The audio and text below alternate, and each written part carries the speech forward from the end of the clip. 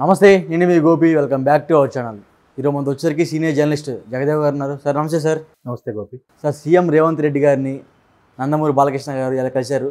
So దీని వెనకాల రహస్యం ఏంది అంటే బయట కొన్ని వార్తలు వస్తున్నాయి. ఆంధ్రప్రదేశ్ తెలంగాణ కలిపి మరలా ఒకటి రాజధాని చేసుకుందాం, హైదరాబాద్ రాజధాని చేసుకుందాం అంటే బయట కొన్ని వార్తలు వస్తున్నాయి. ఈ వార్తల మీద అంటే వీళ్ళిద్దరు సడన్గా కలిశారు. సో ఈ వార్తలు నిజమేనా అన్నట్టుగా బయట కొన్ని వార్తలు వస్తున్నాయి. దాన్ని మీరే ఉంటారు? వార్తలు నిజం కాకపోవచ్చు అని నా అభిప్రాయం. ఎందుకంటే బాలయ్య గారు ముఖ్యమంత్రి రేవంత్ రెడ్డి గారు కలవడానికి ప్రాధాన్యత సంతరించుకున్నది వాస్తవం. కానీ మీరంటున్న దాంట్లో నిజం లేకపోవచ్చు. ఎందుకంటే ముందు టీడీపీలో ఒకప్పుడు పాత మిత్రులు, పైగా అందరూ డంకా బజాయించేది ఏంటంటే చాలామంది సీనియర్ జర్నలిస్టులు కూడా చంద్రబాబు నాయుడు గారు గురువు, రేవంత్ రెడ్డి శిష్యుడు అని అంటే దాన్ని ఆయన ఎవడయ్యా చెప్పింది ఆ సన్నాసి, కొలీగ్స్ ఇద్దరం, ఇప్పుడు కొలీగ్స్ ఒక బాసు కంపెనీలో సహోద్యోగి ఎలా ఉంటారో అలా ఉంటుంది. గురు శిష్యులు అని అంటారండి. కాదు, కాకపోతే బాస్ మీద అభిమానం ఉండకూడదు, అట్లా ఉంటుంది తప్ప గురు శిష్యులు అని చెప్పి ఎట్టకేలకు టీడీపీ కావాలనే పోటీ చేయలేదు, కాంగ్రెస్ సపోర్ట్ చేసిన తెర వెనుక ఇవన్నీ లేనిపోని రూమర్స్ అన్నట్టుగా అన్నిటికీ చెక్ పెట్టేలాగా మాట్లాడారు ఆ మధ్యన. అయితే ఇప్పుడు టీడీపీతో ఉన్న సత్సంబంధాల నేపథ్యంలో ఉన్నాయి. ఎందుకంటే ఆయన ప్రమాణ స్వీకారం చేయకముందు కూడా కొంతమంది ఆంధ్రాకి చెందిన గతంలో టీడీపీలో ఉన్న మిత్రులు కొంతమంది పయ్యావుల కేశవ్ లాంటి వాళ్ళని ఒక పార్టీలో కలవడము, మాట్లాడుకోవడం అనేది కూడా మనం వార్తల్లో చూసాం. సో ఇప్పుడు కూడా ఆ పరిచయంతోనూ లేదా ఇతర వ్యక్తులతో ఇతర కారణాలతోనూ ఇక్కడ ముఖ్యమంత్రి అయిన తర్వాత మేబీ బాలయ్య గారు వెళ్ళి కంగ్రాట్స్ చెప్దాం అనుకున్నారు. బాలయ్య గారికి సంబంధించిన ఆస్తులు అవ్వచ్చు, లేదా ఆయన మెయింటైన్ చేసే బసవతారకం క్యాన్సర్ హాస్పిటల్కి సంబంధించి అవ్వచ్చు, లేదా కొన్ని రకాల ఇండస్ట్రీకి సంబంధించిన లావాదేవీలు అవ్వచ్చు, అన్నీ ఇక్కడే ఉన్నాయి. కాబట్టి తెలుగు ఫిలిం ఇండస్ట్రీ హబ్ హైదరాబాదే కదా. సో దానికి సంబంధించి ఈయన ఏదో కలవడానికి గౌరవంగా కలిసే ఉద్దేశం ఉండుండొచ్చు తప్ప ఎట్లా ఏముండదు. కాకపోతే వాస్తవానికి ఆయన కలవడానికి ప్రధాన ఉద్దేశం ఒకటి, ఆయన ముఖ్యమంత్రి అయిన తర్వాత కలవలేదు, అధికారికంగా కలిసి శుభాకాంక్షలు చెప్పలేదు. రెండోది చెప్తూ తను అంటే సినీ కార్మికులకైతేనేమి, లేదా ఈ బసవతారకం క్యాన్సర్ హాస్పిటల్కి సంబంధించిన అయితేనేమి కొన్ని రకాల సదుపాయాలు, వెసులుబాట్లు కల్పించడం కోసం ఒక అర్జీగా ఒక మాట చెప్తే మళ్ళీ భవిష్యత్తులో ఎప్పుడైనా పేపర్స్ మీదకి వచ్చేటప్పుడు ఆయన గతంలో బాలయ్య గారు మనల్ని కలిశారు కదా, దానికోసం ఉంటుంది అనే కన్సర్న్ ఉంటుంది అనే ఉద్దేశంలో కలిశారని నాకు అర్థమైన వ్యవహారంలో చెప్తున్నా. ఎందుకంటే బసవతారకం క్యాన్సర్ హాస్పిటల్ అనేది ఈరోజు ప్రపంచవ్యాప్తంగా ఎంత పేరు ప్రఖ్యాతులు గాంచిందో అందరం చూస్తూనే ఉన్నాం. ఒక చిన్న హాస్పిటల్గా తయారైన Basavatarakam cancer hospital, Indo American Basavatarakam cancer hospital, దానికి ఆయన చైర్మన్. ఓకే. ఆయన ఎంత బిజీగా ఉన్నా, సినిమాల్లో కానీ రాజకీయాల్లో కానీ ఎంత బిజీగా ఉన్నా హాస్పిటల్ ఆయన ఫస్ట్ ప్రాధాన్యత అన్నట్టుగా కూడా చాలా సందర్భాల్లో చెప్పారు. ఆయన అంత మామూలు హాస్పిటల్లో ఉన్నదాన్ని ఈరోజు దాని మీద ఎన్నో పెట్టుబడులు పెట్టేలాగా, ఎంతోమంది విరాళాలు ఇచ్చేలాగా, దాని దాతలు ముందుకొచ్చి ఇచ్చేలా చేస్తూ విరాళాలు సేకరిస్తూ హాస్పిటల్ని ఒక కార్పొరేట్ కూడా కాదు, ఇంటర్నేషనల్ స్టాండర్డ్స్తో నిర్మించడం అనేది చిన్న చితక విషయం కాదు. మీరు ఎవరైనా అడగండి, అరే నేను ఒక మిత్రుడు జరిగితే విన్నాను, అరే బసవతారకం క్యాన్సర్ హాస్పిటల్కి వెళ్తే రోగితో పాటు సహా ఎవరైతే ఉంటారో వాళ్ళకు కూడా అక్కడ ఉండడానికి వాళ్ళు చేసే ఏర్పాట్లు కానీ, అక్కడ ఉండే నీట్నెస్ కానీ, అక్కడ ఉండే అడ్మినిస్ట్రేషన్ సిస్టమ్ కానీ ప్రతీది కూడా చాలా చక్కగా ఫాలో అయిపోతుంటున్నారు. ఎంత బిజీలో ఉన్నా నెలకు ఒక్కసారైనా ఆయన వచ్చి విజిట్ చేసి అన్ని సక్రమంగా ఉన్నాయా లేదా చూస్తూ వెళ్తారంట. చాలా సందర్భాల్లో ఈవెన్ ఆయన బర్త్డే టైంలో కూడా వచ్చి ఆయన అందరూ విష్ చెప్తారని, అందరికీ రోగులందరూ కూడా ఒకసారి పలకరిస్తే ఉత్సాహంగా ఉంటుందని, అక్కడ ఉండే రోగులకు కూడా ఎవరెవరైతే ఏ కోరికలు ఉన్నా, ఏ స్టార్స్ని కలవాలనుకుంటున్నారో వాళ్ళని కూడా పరిచయం చేసి తీసుకొచ్చి వాళ్ళకి ముందు పెట్టడం అన్ని రకాలుగా. ఎందుకంటే ఒకసారి మురళీమోహన్ గారి ఇంటర్వ్యూలో కూడా మనం చూస్తే ఎట్లాగా ఉన్న బసవతారకం హాస్పిటల్ని ఈరోజు ఏ స్థాయిలో నిలబెట్టారు, that complete credit goes to Balayya Babu అని కూడా చెప్పారు. ఆయనే కాదు, చాలా సందర్భాలు చెప్పారు.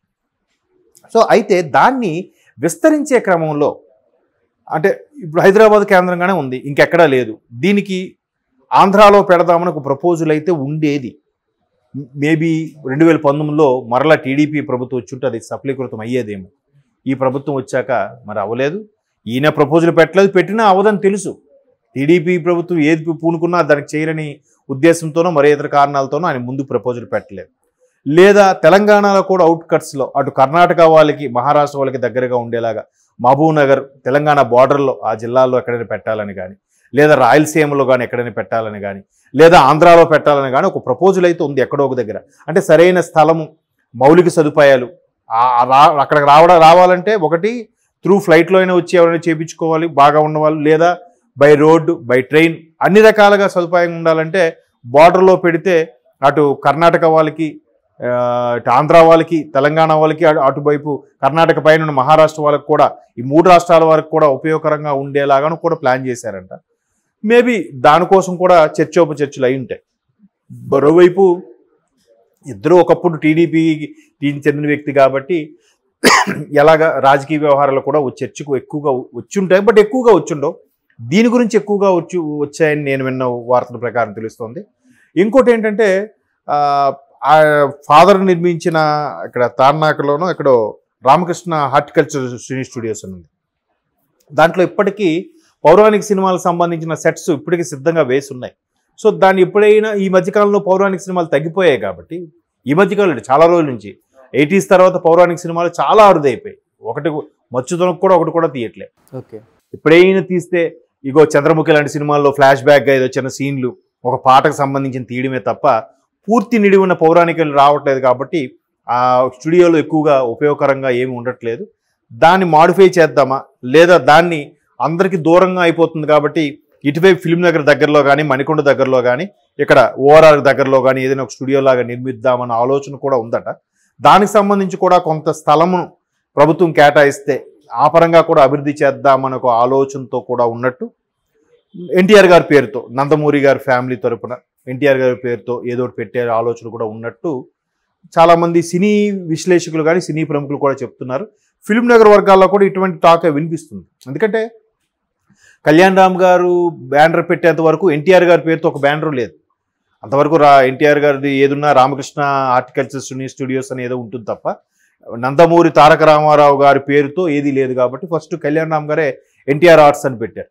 ఆ తర్వాత చాలామంది 80 సంతానంలో ఎవరో ఒకరు కూడా పెట్టచ్చు వేరే రకరకాలుగా, నందమూరి బ్యానర్ అని కానీ నందమూరి ప్రొడక్షన్స్ కానీ పెట్టలేదు.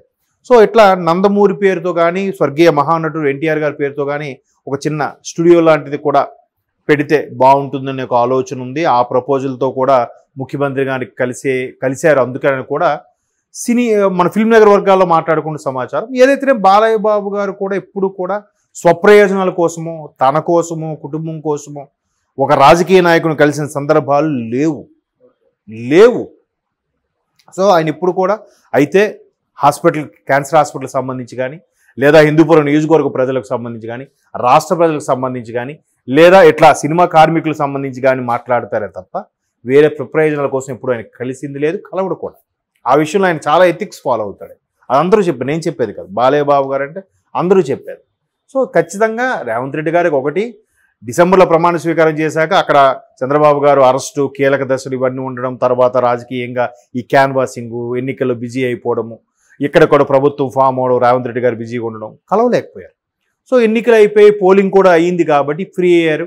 మేబీ ఇవాళకి అపాయింట్మెంట్ ఫ్రీగా దొరుకుండొచ్చు, మీరు ఎక్కువ టైం కేటాయించుండొచ్చు, పలానా రోజు అయితే బాగుంటుంది, నేను ఫ్రీగా ఉంటాను అని ఉండొచ్చు. అందుకు టైం కుదిరింది. బాలయ్య బాబు గారు వచ్చి మన ఉంటారు, వెళ్ళారు, కలిశారు, పనిలో పనిగా వీటికి సంబంధించి మాట్లాడుంటారు తప్ప స్వప్రయోజనాల కోసం ఎప్పుడు మాట్లాడుంటారని స్టూడియోస్ కూడా అయితే మరికొంతమందికి వృత్తి దొరుకుతుంది కదా. Okay sir, thank you sir.